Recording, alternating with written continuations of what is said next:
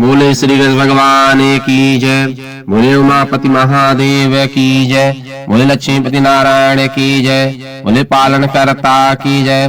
बोले सब देवी देवता ने की जय। हम 10 अवतारों में से चौथा स्थान वामन अवतार जो विष्णु जी का इस प्रकार है।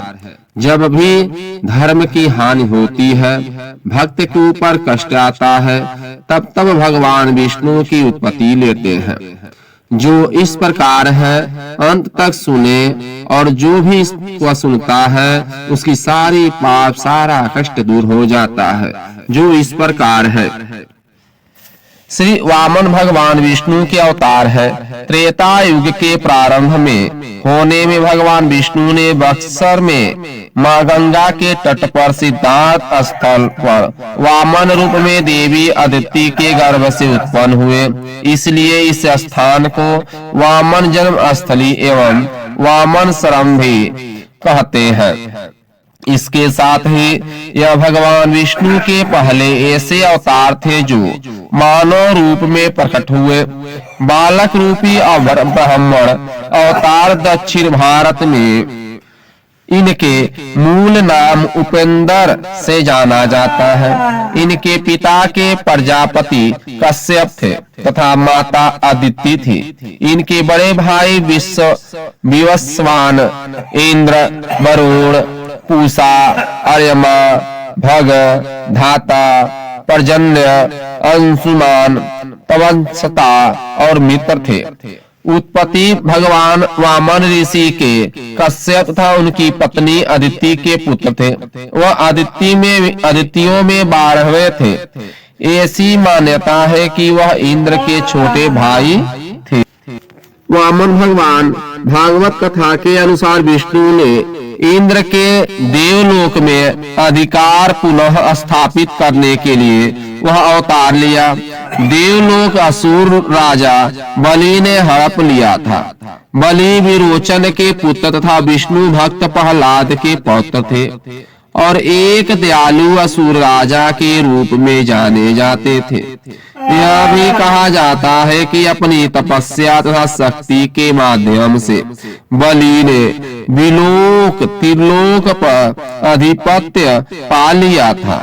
वामन एक बौने ब्राह्मण के वेश में बलि के पास गए और उनसे अपने रहने के लिए 3 पग भूमि देने का आग्रह किया। उनके हाथ में एक लकड़ी का छत्र छाता था। गुरु शुक्राचार्य के चेतावनी पर भी बलि ने वामन को वचन दे डाला।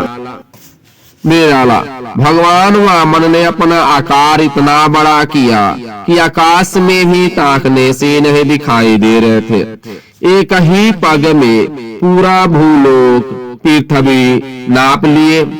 दूसरे पग में देवलोक नाप लिए।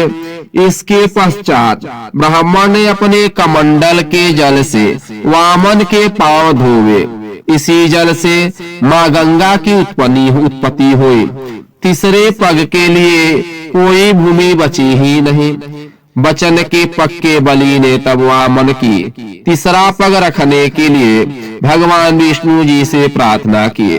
अपना सिर प्रस्तुत कर दिया। वामन बलि की वचनबद्धता से अति प्रसन्न हुए। भगवान खुश हुए। यतः राजा बलि के दादा प्रहलाद भगवान विष्णु के परम भक्त थे। भगवान वामन विष्णु ने बलि को सुताल लोक देने का अथा पताल लोक देने का निश्चय किया और अपना तीसरा पग बलि के सिर में रखा, जिससे फलस्वरूप बलि सुताल में जा पहुंचे, पताल में जा पहुंचे। एक और कथा के अनुसार वामन ने बलि के सिर पर अपना पैर रखकर उनको अमृत प्रदान कर दिया। विष्णु अपने विराट रूप में प्रकट हुए।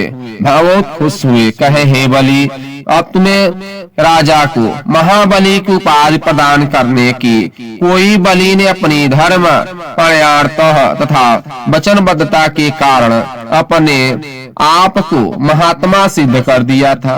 विष्णु ने महाबली को आध्यात्मिक आकाश जाने की अनुमति दे दी, जहां उनके अपने सदगुरु दादा प्रहलाद तथा अन्य देवी आत्माओं से मिलना हुआ था।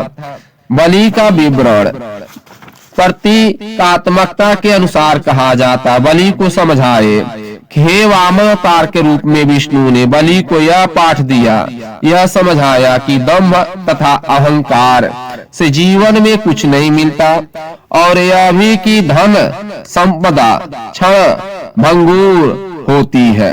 ऐसा माना जाता है कि भगवान विष्णु के दिए वरदान के कारण प्रतिवर्ष बलि प्रतिपदा पर जाता राजा बलि धरती पर आगमन करते हैं और यह सुनिश्चित करते हैं कि उनकी प्रजा सुखी रहे या नहीं है कि नहीं है। आध्यात्मिक रामायण के अनुसार राजा बलि भगवान वामन के सुतल लोक में द्वारपाल बन गए और भगवान विष्णु जी ने वामन रूप में द्वारपाल बनकर पाताल लोक में उनकी रक्षा करते हैं और सदैव बने रहेंगे। तुलसीदास द्वारा रचित रामचरितमानस में भी इसका ऐसे ही उल्लेख है।